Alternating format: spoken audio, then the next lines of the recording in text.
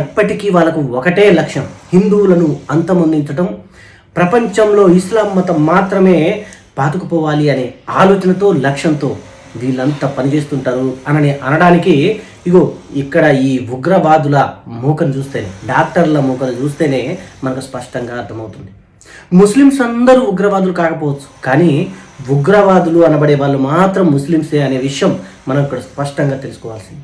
అందుకనే లొట్టలేసుకుంటూ ప్రతి చోటకు పోయి తింటూ హిందూ ముస్లిం బాయి బాయి అని చెప్పి అంటూ ఎప్పుడు వాళ్ళు హిందువులను వ్యతిరేకిస్తున్నా వాళ్ళకు ఓటు వేస్తూ వాళ్ళ సంకనాకే హిందువులు ఎవరైతే ఉన్నారో ఇప్పటికైనా కళ్ళు తెరవకపోతే మీరు అనుకోని విధంగా మీ పక్కన ఉండే దారుణమైన సంఘటనలు జరిగే పరిస్థితులను మీరు కూడా ఆశ్చర్యపడేలా ఉంటాయనే విషయం తెలుసుకొని నడుచుకోవాల్సిన అవసరం ఎంతైనా ఉంది.